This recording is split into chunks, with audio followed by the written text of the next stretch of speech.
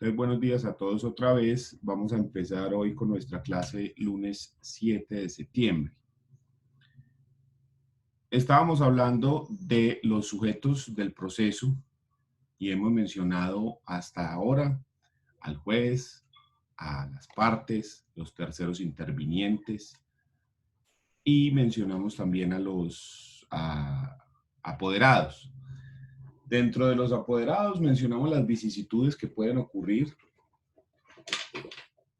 como son la muerte del abogado, la muerte del cliente, la renuncia del poder, la revocatoria del poder, y también mencionamos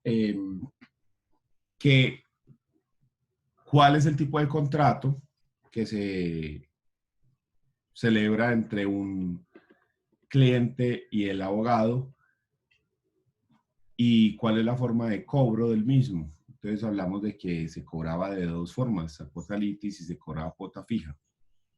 O una forma mixta, que es una combinación de los dos.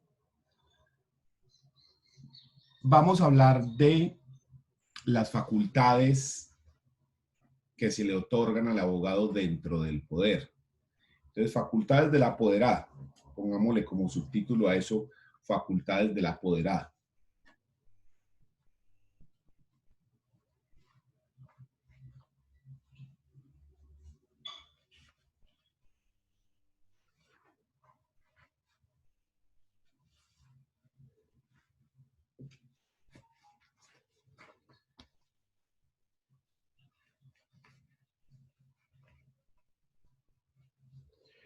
Entonces, el abogado, además de la representación jurídica de su cliente en juicio, también puede tener otras facultades que estén contenidas dentro del mismo proceso. Hagamos antes de seguir con esto una claridad. En Colombia existen dos clases de poderes. Poder es el acto mediante el cual se celebra, digamos, ese contrato de mandato con el cual una persona le da a otra la facultad para que lo represente. Entonces, en Colombia hay dos clases de poderes. Están los poderes generales. El poder general es un poder que se otorga por escritura pública y lo que permite es que la otra persona me represente en todo. ¿Sí? Que pueda celebrar actos jurídicos a mi nombre, que pueda comprar bienes, vender bienes, se pueda casar, pueda hacer cualquier acto que yo pueda hacer. ¿Sí? Entonces, el poder general que se da por escritura pública es un poder para representar íntegra y totalmente a la persona, en todo.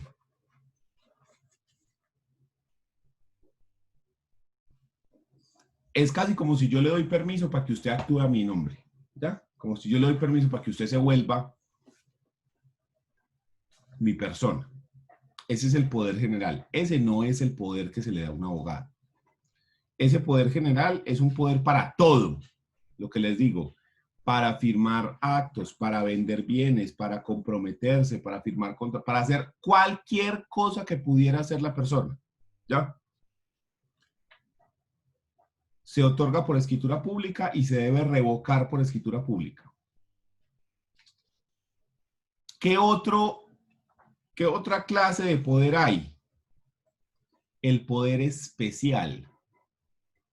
El poder especial es diferente, se otorga por escrito privado y a ese poder especial solamente se le confiere a la persona para que represente para algo en específico,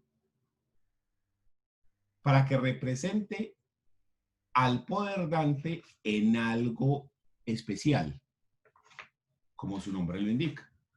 Ese es el poder que se le otorga al abogado. Un poder especial, amplio y suficiente. ¿Especial para qué? Para que represente al poder dante en un determinado proceso y que pueda actuar como ese poder dante, pero única y exclusivamente para ese proceso. Entonces la persona con ese poder especial tiene poder ¿para qué? Para presentar la demanda o la contestación, para pedir pruebas, para hablar por el otro dentro de las audiencias, para interrogar testigos. ¿Ya? Pero además de ese poder para interrogar, para contestar, para hacer alegatos de conclusión, etcétera, dentro de ese mismo poder usted le puede dar facultades especiales para que haga más cosas. Facultades especiales como cuáles. Primera, muy importante, la facultad para conciliar.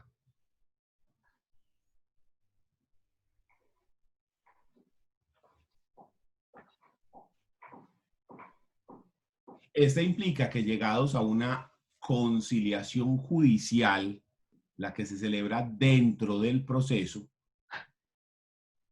el abogado puede conciliar dentro del mismo.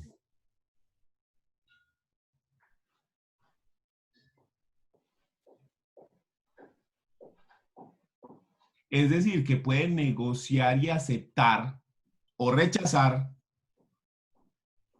propuestas de arreglo.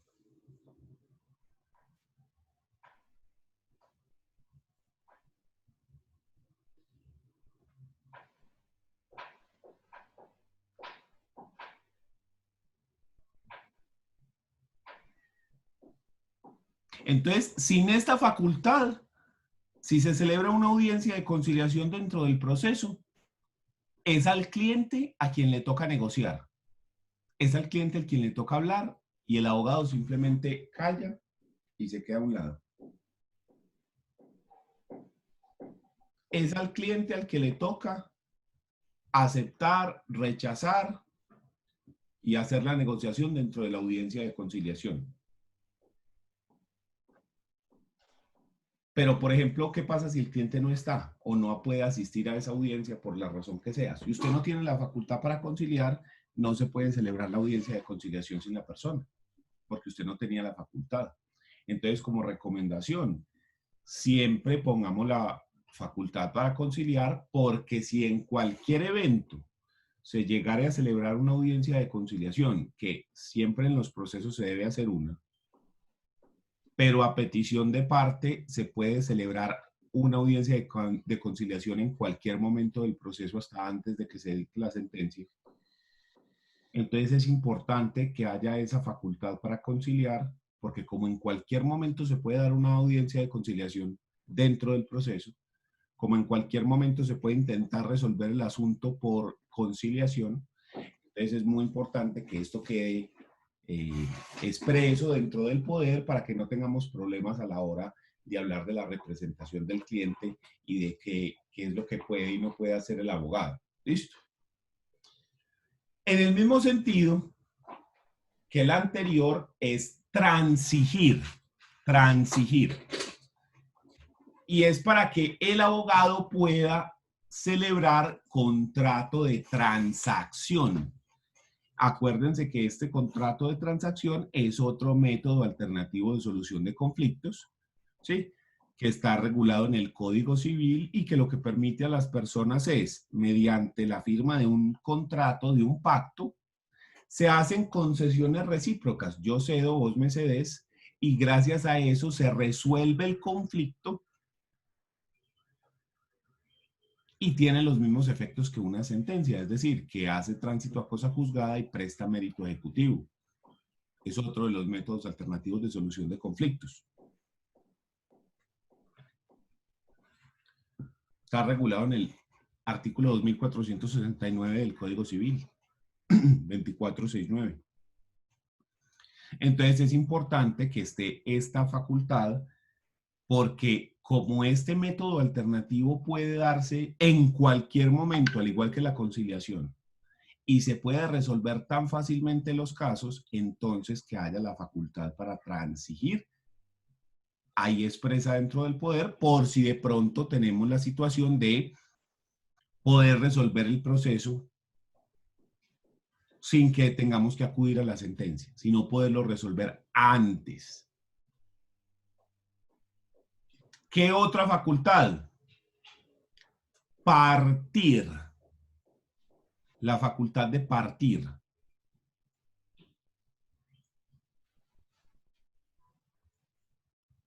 Es decir, la facultad para ser nombrado partidor dentro del proceso.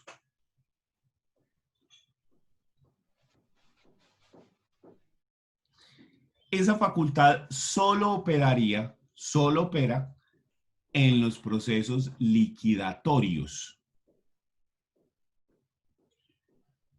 ¿Ya? Existen varias clases de procesos, pero el proceso liquidatorio es el proceso donde usted va a repartir bienes. Por ejemplo, las sucesiones, o la liquidación de sociedad conyugal, o la liquidación de sociedad comercial. En esos procesos, ¿qué es lo que se hace? ¿Cuál es la finalidad de esos procesos? Existe un patrimonio social y hay que repartirlo entre los varios interesados. Entonces, dentro de esos procesos se llega a una etapa que se llama la etapa de partición. ¿Y qué ocurre en esa etapa? Se nombra a una persona para que ejerza la función de partidor. Es decir, una persona que se va a encargar de realizar el trabajo de partición. ¿Qué es ese trabajo de partición? Es hacer un escrito donde se dice de manera específica, bien por bien, qué es lo que le corresponde a cada persona, a cada uno de los socios o a cada uno de los interesados dentro de esa sucesión o dentro de esa sociedad conyugal o dentro de esa sociedad comercial. Entonces, esto es supremamente importante porque cuando es el mismo abogado el que es el partidor, no hay que pagar. Dentro de los honorarios del abogado ya está contemplado eso. Pero si se nombra un partidor extra, un partidor externo, una persona de afuera, hay que pagarle a esa persona unos honorarios que los establece el juzgado. Y puede ser muchísima plata, pero muchísima. El problema es que no en todos los procesos se puede nombrar al abogado como partidor o a los abogados, porque pueden ser los dos abogados, el del demandante y el demandado. Si de mutuo acuerdo se hace esa petición. Entonces, lo primero es, si las personas no están de mutuo acuerdo, entonces es muy difícil que se pongan de acuerdo para ese tipo de cosas y eso es vital, pero vital es vital, porque la cantidad de plata que se pueden ahorrar es impresionante. En un proceso que nosotros llevamos en la oficina hace rato ya, hace varios años, hace como unos 5 o 6 años,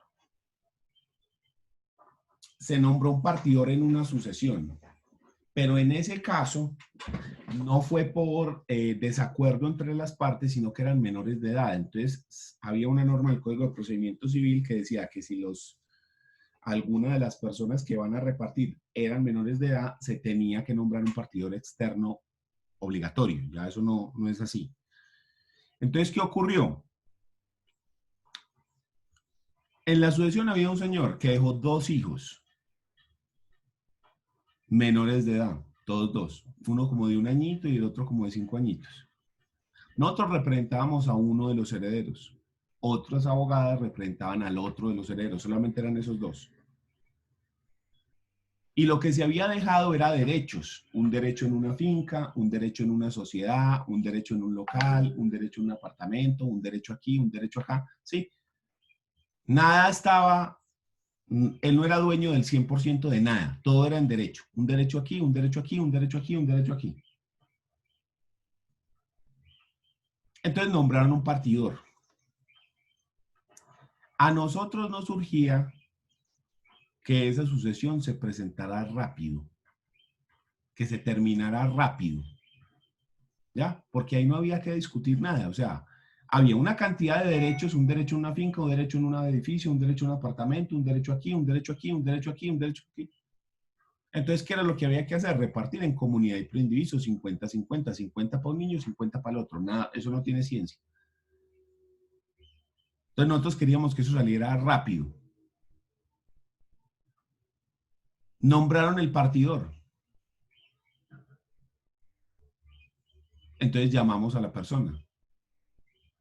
Buenas, sí, lo acaban de nombrar partidor para que por favor vaya y se notifique y a ver si usted nos colabora presentándonos eso rápido. Ah, lo siento, pero es que a mí me dan 20 días hábiles para hacer esa partición y yo tengo mucho trabajo y mucha cosa y ta, ta, ta, ta, ta, ta, ta, ta.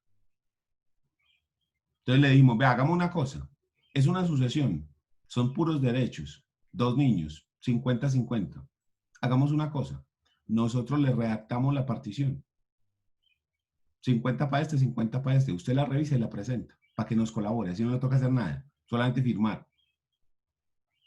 Ah, listo, hágale pues. Entonces a mí se me encomendó esa tarea. Yo hice esa partición. 50% de esto, 50% ta, ta, ta, ta, ta. No tenía ciencia, pues. ¿Sí? El apartamento, 50-50. El 50-50. Todo así. No tenía ciencia. Entonces, lo mismo que se hizo toda la partición por el 50% de los bienes. Luego copiar, pegar y otra vez se le cambió los nombres al que se le adjudicaba ya. Llamamos al señor. Se le mandó por correo. La revisó, la firmó y la presentó. Y el juez le fijó como honorarios 26 millones de pesos. 26 millones de pesos por hacer eso. Lo fijó como en base a un porcentaje sobre los bienes totales que habían en la sucesión. Entonces, ese partidor se ganó esa media pendejada sin hacer nada. Ahí está. En cambio, si nos hubieran nombrado a nosotros como abogados, es una plata que se ahorran los clientes. ¿Y por qué a nosotros nos interesa que los clientes se ahorren plata? Porque eso hace que nuestro trabajo sea mejor y más apreciado por los clientes. Y además, tienen más liquidez para pagar los honorarios. Más fácil lo recomiendan a uno, etc. Entonces, que nombren partidor al abogado es muy importante en algunos procesos. Mire ahí la cantidad de plata que se ahorraron. Pues que gastaron o que hubieran podido ahorrar si se pudiera nombrar a nosotros como abogado. Pero ahí sí fue porque la ley me exigía que hubiera partidor ya que habían esos menores de edad. ¿Listo? Entonces, esa facultad para partir cuando son procesos liquidatorios debe estar ahí. Muy importante, muy, muy importante que esté esa facultad para partir si son procesos liquidatorios, ¿ya? Como los de sucesión, liquidación de sociedad conyugal, liquidación de sociedad comercial, insolvencia de persona natural no comerciante. En esos casos es muy importante que quede esa facultad expresa ahí. Si no, no la ponga porque solamente hay partición y solamente se puede nombrar partidor en esos eventos de procesos liquidatorios.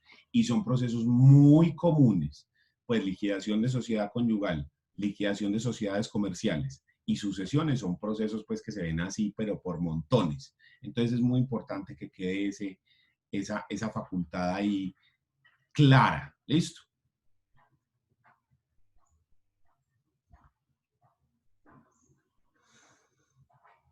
Otra, la facultad de allanarse. Solamente opera esta facultad cuando nosotros estamos contestando demanda, ¿ya? La facultad de allanarse. ¿Por qué solamente la vamos a necesitar cuando estamos contestando? Porque el allanamiento es una figura en la cual el demandado acepta las pretensiones de la demanda. Acepta lo que dijo el demandante, perdón. El demandado acepta lo que dijo el demandante. Acepta esas pretensiones. Y al aceptar, asume la responsabilidad que se derive de ello. Es decir, se declara culpable y asume la responsabilidad que se deriva de ello. ¿Por qué es importante la facultad de allanarse? Porque algunas veces por negociación se pueden resolver los conflictos así. Usted se allana y se resuelve más rápido el asunto. Y no estamos hablando únicamente del penal, estamos hablando de todas las ramas. Miren, les cuento un caso similar al anterior en el cual nosotros utilizamos un allanamiento para resolver pronta y rápidamente un proceso. Resulta que nos busca un colega y nos dice, ve, lo que pasa es que se murió una tía. Él era abogado penalista, entonces nos buscó a nosotros que somos expertos en familia. Y dice, ve, lo que pasa es que se nos murió una tía. La tía no tenía hijos y ya no había pues los abuelos, pero sí dejó los hermanos y sobrinos. Pero la tía convivió 30 años con otra señora. Todos en la familia saben que esa otra señora era la compañera permanente de la tía. Y todos están de acuerdo en reconocerle a esa señora los derechos que la ley le otorgan como compañera permanente de la tía. Eso fue en el 2012, recién salida la sentencia que permitía la unión marital de hecho de compañeros permanentes del mismo sexo. Recién salido eso. Y nos llega el caso. Entonces, nosotros lo primero que hacemos es, todos están de acuerdo, todos estamos de acuerdo. Incluso la señora. Muy bien, entonces, a ver, otorguen poderes acá. Vamos a hacer la sucesión y hay que reconocerle a la señora que es compañera permanente. ¿Cuál es el problema? Que no tenemos la prueba de la unión marital. La ley 54 de 1990 dice que son compañeros permanentes aquellos que tienen una convivencia singular, permanente, ininterrumpida. ¿Sí? Pero la ley 979 del 2005 llega y dice, será prueba de la unión marital únicamente 3 posibles documentos. Un acta de conciliación en la cual los compañeros reconozcan que son compañeros permanentes. Una escritura pública de constitución donde los dos compañeros van a la notaría y suscriben una escritura pública de constitución de unión marital de hecho. No es una escritura de compraventa donde dice Estado Civil, Unión Libre, no, no. Es una escritura pública donde las personas van expresamente a constituir una unión marital. Y tercero, una sentencia en proceso declarativo donde el juez determine que se va a declarar la existencia de esa unión marital de hecho. Obviamente la señora no tenía eso y más que justo ese mismo año fue en el que se permitió la unión marital para parejas del mismo sexo. Entonces nosotros dijimos, bueno, ya que no tenemos ninguna de esas pruebas, no podemos presentar a la señora la sucesión. Pues venga, busquemos una de esas pruebas.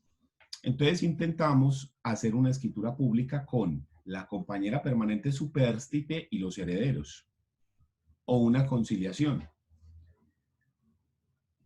Resulta que nos recorrimos todas las notarías de Medellín, de Envigado, de Itagüí, de Sabaneta, de Caldas y de Río Negro.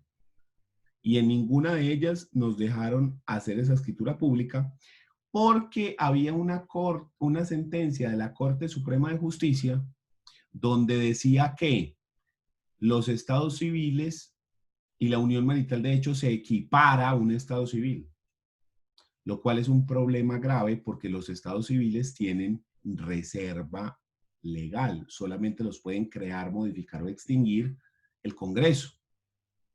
Sin embargo, todo el mundo interpretó esa sentencia de la Corte Suprema de Justicia como que la unión marital de hecho es un estado civil. ¿Y cuál es el problema de eso? Que los estados civiles no son conciliables ni transigibles. Entonces, en ninguna parte nos aceptaron una conciliación. ¿Y eso por qué es importante? porque si no nos tocaba demandar en un proceso ordinario de declaración de unión marital de hecho, porque esto fue antes del Código General del Proceso, Código de Procedimiento Civil. Proceso ordinario declarativo de unión marital de hecho. Profe, ¿y eso qué importancia tiene? O sea, ¿por qué eso es grave o importante? Porque los procesos ordinarios son los procesos más lentos en el Código de Procedimiento Civil y uno fácilmente se podía echar de 5 a 10 años en el proceso. Y todos estaban de mutuo acuerdo. Todos querían repartirse esa plata ya, tener la plata ya, reconocer, repartir y chao. Entonces nosotros estamos desesperados porque también a nosotros nos pagan con base en que repartamos y que la gente efectivamente reciba. Entonces nosotros dijimos, pero todos de mutuo acuerdo para meternos en un proceso que puede durar años, sabiendo que todos están de mutuo acuerdo y todos le reconocen a esta señora la calidad de cónyuge, de compañero permanente, perdón. Entonces ahí fue donde pensamos, un momento. ¿Y qué ocurre si en la oficina nos dividimos? Uno representa a la compañera permanente y otro representa a los otros herederos. La compañera permanente demanda en declarativo de unión marital de hecho. Y los otros se allanan a esa demanda, aceptan esas pretensiones. Entonces, efectivamente se hizo así. Se presentó la demanda y en la contestación se hizo un allanamiento total donde las personas, todos los otros herederos, los hermanos y los sobrinos, todos habiendo otorgado poder, aceptan las pretensiones de la demanda, que es que se forme la unión marital de hecho con sociedad patrimonial. Esa era la pretensión. Entonces nosotros dijimos, se resolvió el problema. Ya, porque entonces el juez, cuando hay un allanamiento, el juez debe terminar el proceso por sentencia anticipada y tarán.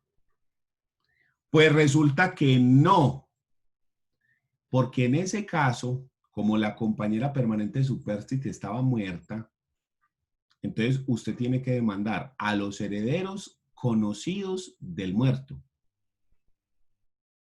pero también a los herederos desconocidos o indeterminados. Es decir, si hay algún heredero que se crea con igual o mejor derecho, que venga y se presente. Entonces, a esas personas se notifican en prensa y radio el que crea tener algún derecho y se le nombra un curador ad litem, un abogado que los va a representar en ese proceso. ¿Cuál es el problema? Que ese curador ad litem no tiene facultad para allanarse. Entonces, todos los herederos ya se habían allanado, que éramos nosotros mismos. Pero faltaba los herederos indeterminados. Y esos no se podían allanar. Entonces dijimos, ay, ahora verá que se queda este proceso 10 años ya con todo resuelto. ¿Cómo hicimos para resolverlo? Llegados a la audiencia, habiendo allanamiento, le dijimos, señor juez, por favor manifiéstele al curador si él desea pedir alguna prueba o controvertir algo de lo que se dijo en la demanda o en la contestación. El curador ad litem dijo, no, pues que yo qué voy a tener aquí idea de nada, si yo no conozco a nadie, yo ni siquiera sé, y si los herederos se allanaron, pues es porque esta señora sí es la compañera permanente. Entonces, no, yo no voy a pedir ninguna prueba. Entonces nosotros lo que le dijimos al juez es, pues toda vez que el apoderado de los herederos indeterminados no va a solicitar pruebas y no va a controvertir las que se aportaron con la demanda. Entonces, señor juez, por favor, decrete la sentencia anticipada. porque vamos a hacer audiencias y cosas, ¿para qué? No pidió pruebas el otro, y todo lo que pidió el otro, el demandante, todo se aceptó por los herederos, y el otro no va a pedir nada. Ya, sentencia anticipada. Entonces el juez dijo, sí señor, y se hizo sentencia anticipada.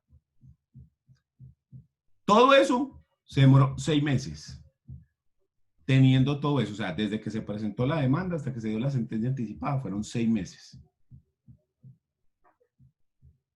Si no hubiéramos tenido la facultad de allanarse, es posible que hasta el día de hoy todavía no hubiera salido el proceso. Es posible. Porque esos procesos eran muy lentos. Ya hoy en día, con el Código General del Proceso, no son tan lentos. Pero, sin embargo, son procesos que mínimo se tira usted 1 año. Entonces, es muy importante esa facultad de allanarse. Porque también es una forma de negociar, es una forma de llegar a acuerdos. Vea, yo me allano a esa demanda y usted me rebaja los intereses de mora, pues. Es decir, yo le acepto el capital y los intereses corrientes y usted me condona los de mora, por ejemplo.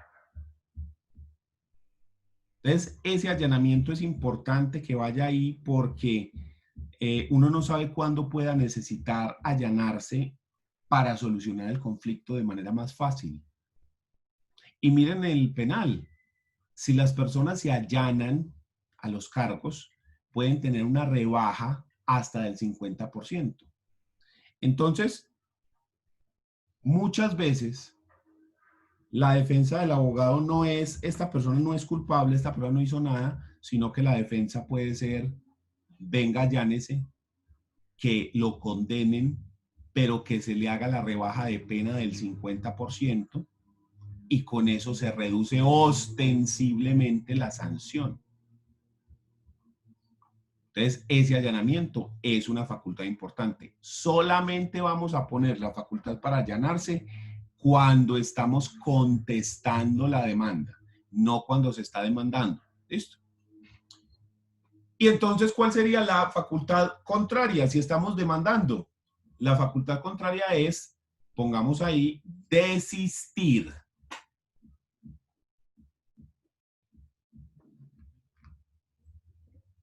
Desistir. Desistir es la facultad que se va a utilizar para retirar la demanda. Desistir de la demanda. Es decir, que el demandante decide no continuar con el proceso, renunciar al proceso.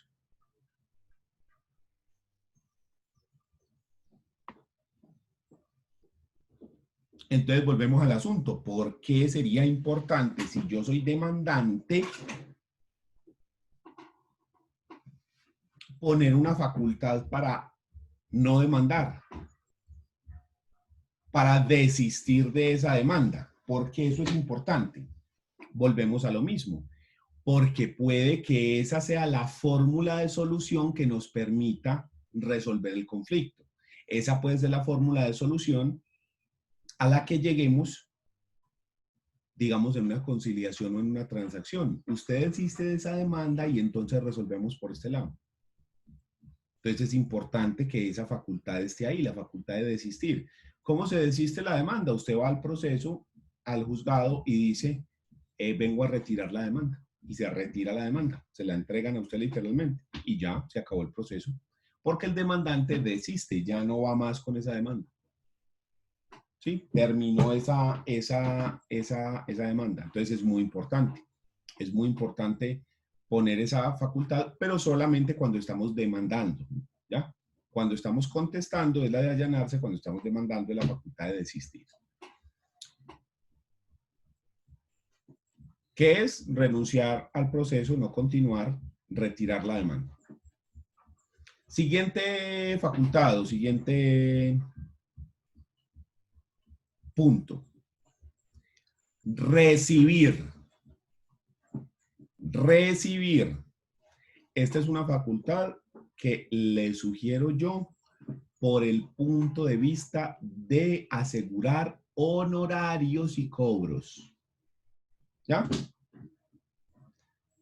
La facultad de recibir le otorga al abogado la posibilidad de recibir bienes o sumas de dinero a nombre de su cliente. Usted puede recibir bienes o sumas de dinero a nombre del cliente. O sea, hay que entregarle al cliente 1.000 millones de pesos de indemnización. Yo los puedo recibir. Esta facultad no implica que usted se pueda apropiar de lo recibido. No, eso nada tiene que ver. Sino que simplemente recibe en calidad de intermediario entre quien entrega la cosa y su cliente. Esa facultad de recibir es una facultad muy estratégica, muchísimo. Primero, facilita mucho los procesos o las negociaciones que se hagan dentro de los procesos. Vea otro ejemplo. En la oficina tuvimos una sucesión. Se murió un señor y quedaron los hermanos. Pero los hermanos estaban divididos en dos grupos. Un grupo de los hermanos medios y el otro grupo de los hermanos dobles, de mamá y papá. Y un grupo no se llevaban con el otro, ni siquiera se hablaban. Todos nos dieron poder a nosotros, pero había que citarlos en días diferentes porque no se podían ni ver. Para solventar los gastos de la sucesión, pagar los honorarios, hacer los registros, etcétera, se decidió vender un local. Un local que queda en Itagüí, donde queda Pinturas Uribe en Itagüí. Si usted ha pasado por Itagüí, ese local.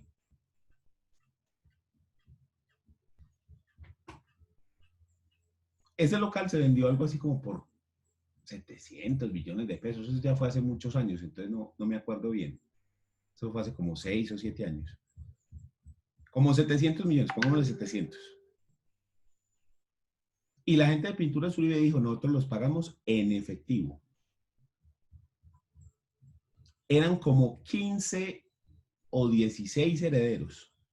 Y les dije que había unos que no se podían ni ver con los otros. Imagínense para recibir esa plata, para entregarle eso a 15, y entonces a este tanto y a este tanto, y no le vaya a entregar a este. No. Qué problema tan berraco. Y que nosotros no queremos que le entreguen la plata a ellos, y ellos no quieren que le entreguen, no, y entonces que cada uno, y el man dice, no, yo no me voy a repartir aquí, a parar, a llegar con 15 personas y a cada uno entregarle, vea, que mire que sus 2 millones, que sus 3 millones, que sus... No. Uno solo o nada. ¿Cómo se resolvió? Como los abogados teníamos la facultad de recibir, entonces alguien de la oficina fue hasta allá, recibió el dinero, luego en la misma oficina se dijo, ¿quiénes son las personas? Listo, entonces a ver, ¿cuáles son las cuentas bancarias a las que hay que consignar? Listo, entonces vea, para este tanto, para este tanto, para este tanto, para este tanto, para este tanto. Había unos que no tenían cuenta bancaria, entonces se citaron a la oficina y se les entregó en efectivo. Tan, a cada persona. Y a cada uno se le hacía firmar su acta de recibido y paz y salvo por concepto de la venta del local de Pinturas Uribe. Si no hubiéramos tenido esa facultad de recibir, hubiera sido un problema gigantesco. Mejor dicho, no se hubiera podido vender ese local. Y de ahí no se hubiera podido obtener los recursos que necesitábamos para pagar los impuestos y que nos pagaran otros los honorarios. Entonces es supremamente importante esa facultad de recibir. Es una facultad muy estratégica. Muy estratégica. Lo mismo que la siguiente, que es suscribir documentos. La facultad de suscribir documentos. ¿A qué nos estamos refiriendo? Que cualquier documento con relación al proceso, el abogado tiene la facultad de suscribirlo a nombre del cliente, de firmar a nombre de su cliente. El abogado firma y está comprometiendo a su cliente. Entonces, ese es importante porque dentro del proceso pueden ocurrir, hombre, que conciliaciones, que transacciones, que paz y salvos, que actas de recibido, etcétera. Estamos hablando de suscribir documentos con relación al proceso, no suscribir documentos en general, porque entonces sería un poder general y no un poder especial, ¿ya? Recordemos que empezamos por ahí diciendo que a los abogados se le otorga es poder especial, amplio y suficiente, no el poder general. ¿Y cómo se otorga ese poder? En un escrito privado y se va y se hace presentación personal en notaría, ¿ya? Entonces, ese poder puede tener esas facultades adicionales. Miren, les muestro más o menos cómo es un poder.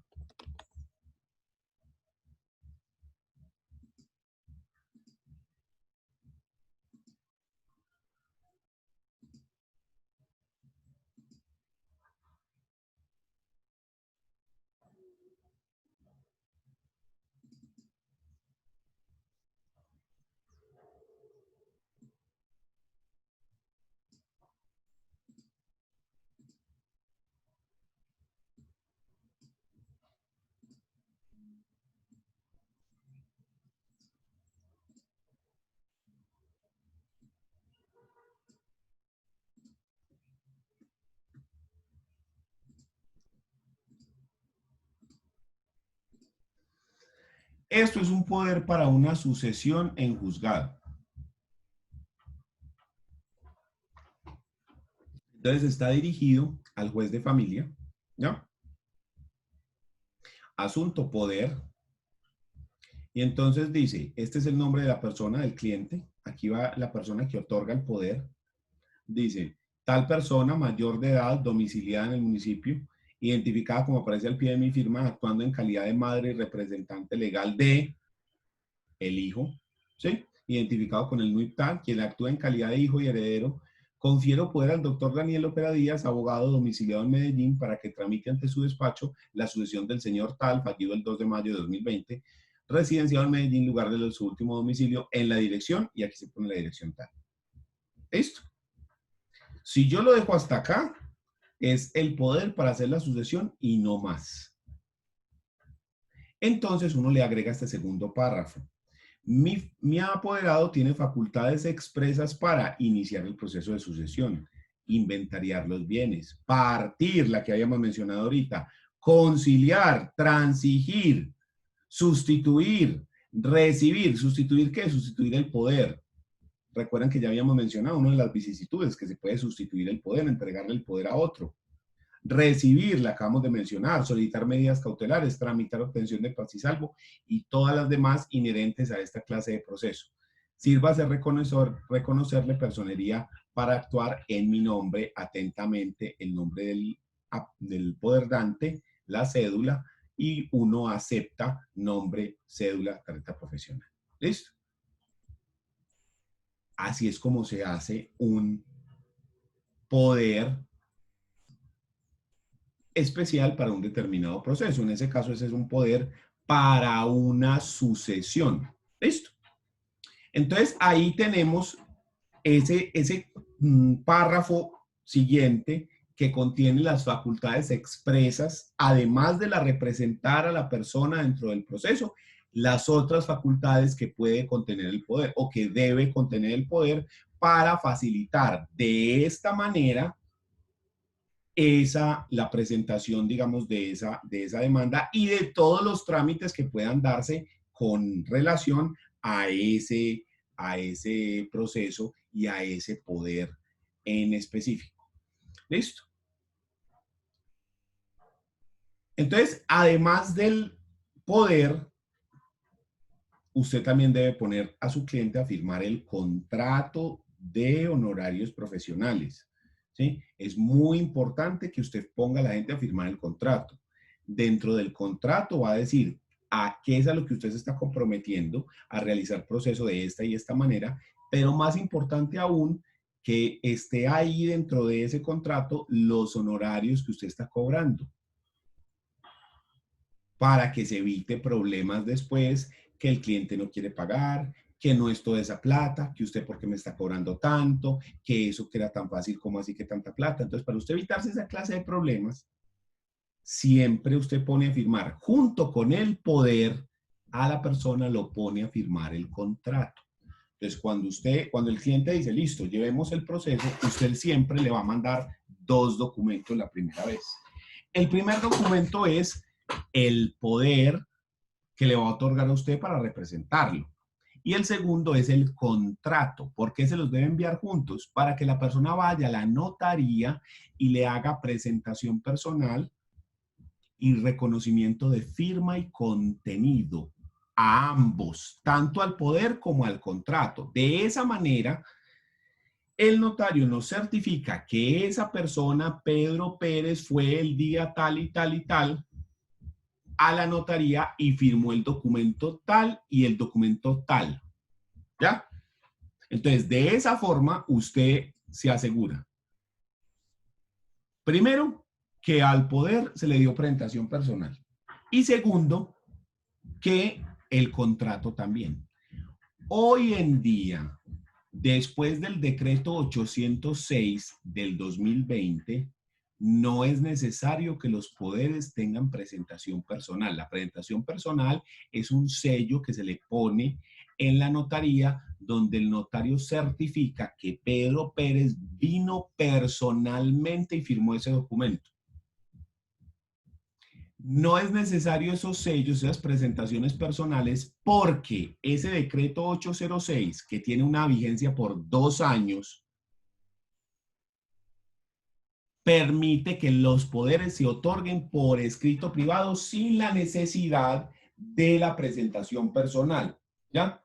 Entonces, no es necesario, pero sin embargo, yo le recomiendo que aun cuando no se necesite, haga que la gente vaya a la notaría. ¿Por qué? Porque el hecho de ir a la notaría, firmar el documento frente al notario, que le pidan la cédula, le tomen la foto, ponga la huella, pague aquí, vaya allí a que el notario le firme, eso tiene un efecto especial en la psicología del cliente. La gente al firmar ahí en la notaría y hacer todo ese protocolo, le cambia la visión, le genera la conciencia de que eso sí es una cosa delicada y obligatoria, de que no es cualquier documento privado ahí sencillo. Entonces, hoy en día no se necesita, pero yo se lo recomiendo a modo de psicología del cliente, sobre todo lo que es el contrato. El contrato no se necesita que tenga presentación personal, pero eso hace que haya más seguridad para que después no se diga, no, yo no firmé ese documento, eso no era tanto, eso no era así. Entonces usted le dice, vea, vamos a hacer 2 cosas. Yo le voy a enviar el poder y el contrato, pero el contrato se lo voy a mandar doble. Usted va a firmar los 3 documentos, un poder y 2 contratos en notaría. Luego usted me lo devuelve a mí, los 2 contratos. Yo los firmo a su vez y le doy una copia a usted.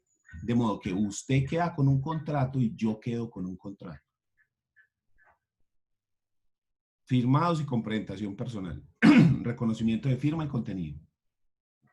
Y de esa forma la persona ya le entra en la psicología de que lo que firmó es totalmente obligatorio y que ya no hay marcha atrás. ¿Listo?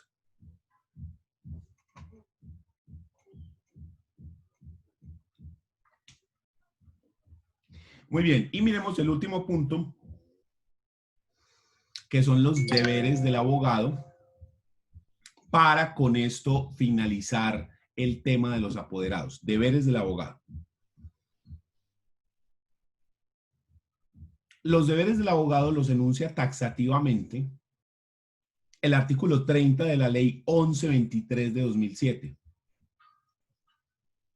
y pueden agruparse en los que se atañen a las relaciones del cliente con el poderdante, a la contraparte y a su apoderado, y así como con los funcionarios judiciales. Entonces vamos a dividirlos así. Primero, los deberes del abogado con el cliente. Qué pena, profe, ¿qué ley? 1123 de 2007. 1123 de 2007. Ya, gracias. Entonces vamos a agruparlos así. Primero, los deberes con el cliente. Se concretan a guardar el derecho, el secreto profesional.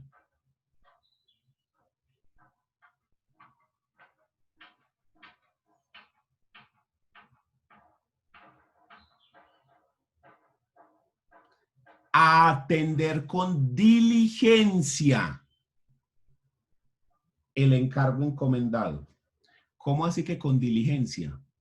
Usted va a poner su esfuerzo, su atención, su conocimiento, su capacidad. Usted le va a poner a eso pilas. Va a estar pendiente del asunto. Porque si usted se relaja, si usted deja pasar fechas, si usted presenta eso y se le olvida, entonces eso no es actuar con diligencia, sino con negligencia. Y eso está sancionado. Entonces usted se está comprometiendo a actuar con diligencia en el encargo encomendado, velando por la defensa y los intereses de su cliente.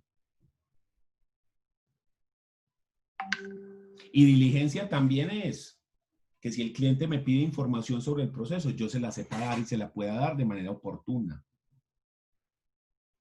Dejando claro, pues, que al cliente se le atiende en horario de oficina, etcétera, etcétera. Pero hay muchos abogados a los cuales le entrega usted un poder para que le lleven un proceso y llama uno a preguntar por el proceso y nunca saben en qué está. Hay que hablar con la secretaria, que esa es la que sabe dónde, en qué etapa está el proceso. Muy mal. Eso se ve muy mal.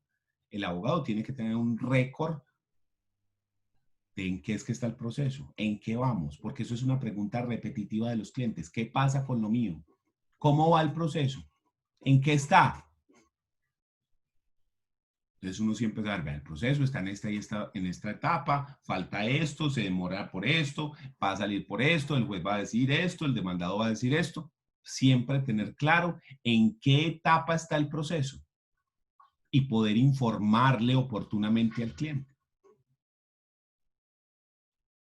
Segundo, con los funcionarios y empleados judiciales. Deberes con los funcionarios y empleados judiciales. Del apoderado con los funcionarios y empleados judiciales.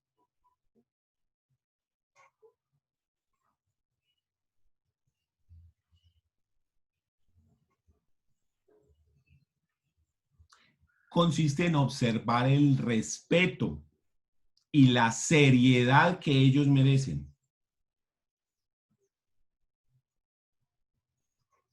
Y colaborar con la recta y cumplida administración de justicia. ¿Yo cómo colaboro? No entorpeciendo la actuación del juez, no presentando recursos por presentarlo, no estar haciendo alegaciones y cosas sin sentido, trabando el proceso. ¿Sí? Porque hay personas que piden recursos, apelaciones, cosas solamente para retrasar el proceso, para no dejar que se cumpla correctamente. Están poniendo problema y en vez de agilizar, retardan el proceso. No es que usted no vaya a ejercer las actuaciones que la ley le confiere para representar a su cliente. Es decir, si yo puedo apelar buscando proteger los intereses de mi cliente, si puedo solicitar un recurso, una nulidad, etcétera, yo lo debo hacer. Debo ser diligente y hacerlo. Pero hay abogados que cogen esa clase de recursos, esa clase de actuaciones para dilatar y entorpecer el proceso. Eso es lo que le estoy diciendo, que eso está mal, eso es erróneo. No se puede utilizar el proceso con esa finalidad.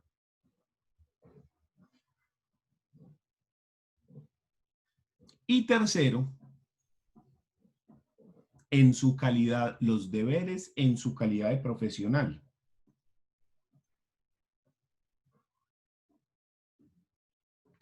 El artículo 28 de la ley 1123 de 2007, 1123 de 2007, enuncia los deberes que corresponden a la condición de abogado. Como lo son: observar la Constitución y la ley, defender los derechos humanos, garantizar y promover la no vulneración de los mismos. Actualizar sus conocimientos. Dar pilas con las normas que van cambiando, las nuevas disposiciones, lo que se va haciendo, irse actualizando. Si usted no se actualiza, cada día se vuelve menos abogado. Pero también se habla en este artículo 28 del ejercicio ilegal de la profesión. La violación de las disposiciones que se establecen en el régimen de incompatibilidades, por ejemplo.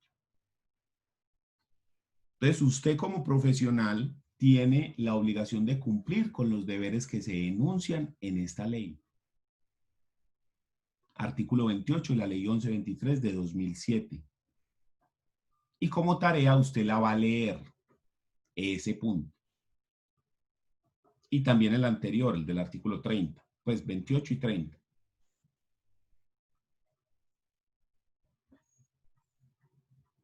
¿Quién tiene alguna duda de lo visto hasta el día de hoy? Profe, ¿me repite porfa la ley? 1123 de 2007, 1123 de 2007.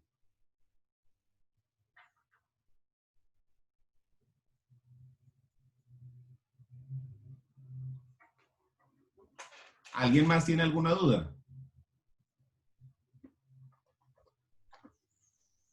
No, señor.